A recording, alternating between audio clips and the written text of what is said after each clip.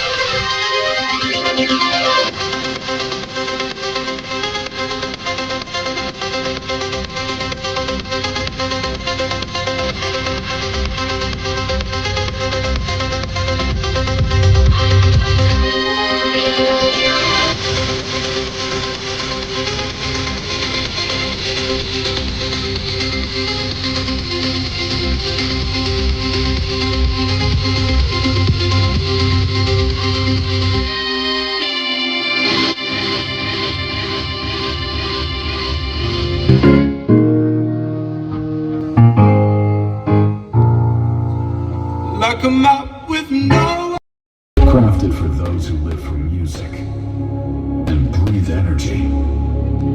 Tonight, we don't just play music. We create energy. We create madness.